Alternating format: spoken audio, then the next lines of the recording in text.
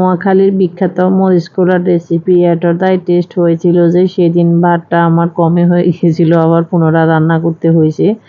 আসলে খুবই টেস্টি হয়েছিল এই মজার মরিচ কোলার রেসিপি। আসসালামু আলাইকুম everyone, welcome back to my channel. সহজভাবে আপনাদের মরিচ কোলা তৈরি করে দেখাবো, তাও ফয়েল পেপারে। যারা টাউনে থাকেন বা বাসা বাড়িতে থাকেন, কলা পাতা পান না, তাদের জন্য আজকে রেসিপি। তো প্রথমে আমি কিছুটা মাছ নিয়েছি। সবসময় সব মাছ তো বাসায় থাকে না, যারা বেশিরভাগ শহরে থাকেন তারা বড় মাছ দিয়ে করতে পারেন, সমস্যা নেই। শুধু 3-4 রঙের মাছ হলে হবে।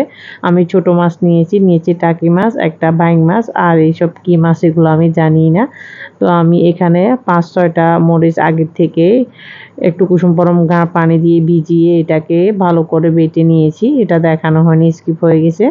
তো এরপর বেশি করে আমি এখানে দিয়েছি 1 কাপের মতো পেঁয়াজ কুচি, তারপর দিয়ে দিচ্ছি অর্ধেকটা টমেটো কুচি, তারপরে কয়েকটা কাঁচামরিচ ফালি করে কাটা, দিয়ে দিচ্ছি স্বাদ মতো লবণ। লবণটা একদম দিতে হবে, যেহেতু এখানে জল দেওয়া যাবে না।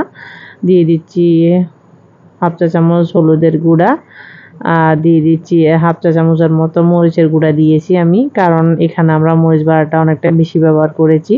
সামান্য একটু ধনে গুঁড়া দিয়ে দিচ্ছি, আর সামান্য একটু জিরার গুঁড়া দিয়েছি। এটা খুবই সামান্য, না দিলে হয়, তবে আমার কাছে ফ্লেভারটাও ভালো লাগে তার জন্য। আর দিয়ে দিচ্ছি রসুন বাটা, এখানে আদা বাটা দেওয়া যাবে না।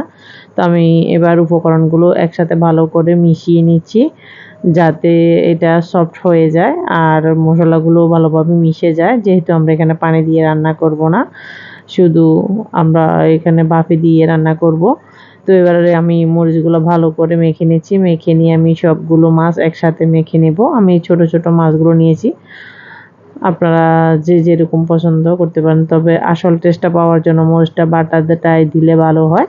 তার এখানে আমি আর চিংড়ি মাছ ছিল না, তাই ব্যবহার করিনি। আপনারা চিংড়ি মাছটাও ব্যবহার করতে পারবেন।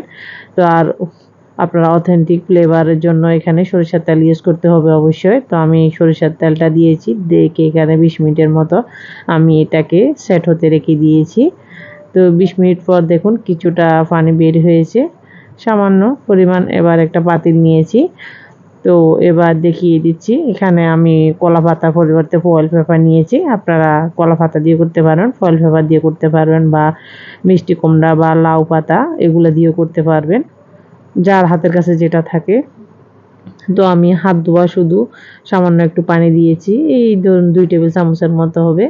তবে এই যে রসুনগুলো দিয়েছি, একটা রসুনকে আমি 2 পিস করে দিয়েছি।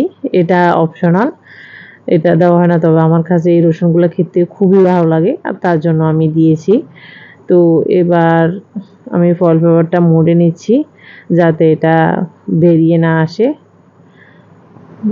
তো আমি এবার এভাবে করে দিয়ে, আর 1 টেবিল চামচের মতো সয়াবিন তেল দিয়ে দিয়েছি বাইরের দিক দিয়ে, যাতে এটা পুড়ে না যায় বা লেগে না যায়। তো এটা 20 মিনিটের জন্য ঢাকা দিয়ে আমি রান্না করেছি একদম লোতে করে। তো 20 মিনিট পর দেখুন আমার প্রায় রান্নাটা হয়ে আসছে। এবার আমি কিছুটা দেখিয়ে দিচ্ছি, দেখুন কিভাবে ভালো করতেছে দেখুন। তারপর আমি উল্টিয়ে আবারও এটাকে আরও 10 মিনিটের মতো রান্না করব। রান্না করে এবার নামিয়ে নেব। তো 10 মিনিট পর এবার আমি হাতল দিয়ে নামিয়েছি, আমাদের মরিচ কোলা রেডি। আর দেখুন অনেকটা তেল বেরিয়ে আসছে, আর পারফেক্টভাবে সিদ্ধও হয়েছে। একটু লেগে গেলে খেতে মজা লাগে বেশি। আর দেখুন চামচ লাগানোর সাথে সাথে ভেঙে যাচ্ছে। তো আশা করি আমার রেসিপিটা আপনাদের ভালো লেগেছে। ভালো লাগলে চ্যানেলটি সাবস্ক্রাইব করে পাশে থাকবেন, বেল আইকনটি অন করে রাখবেন। আর আপনাদের কেমন লেগেছে আপনারা কমেন্ট সেকশনে জানাবেন। বাসায় একবার ট্রাই করবেন। আজ এ পর্যন্ত, ভালো থাকুন, সুস্থ থাকুন, আল্লাহ হাফেজ।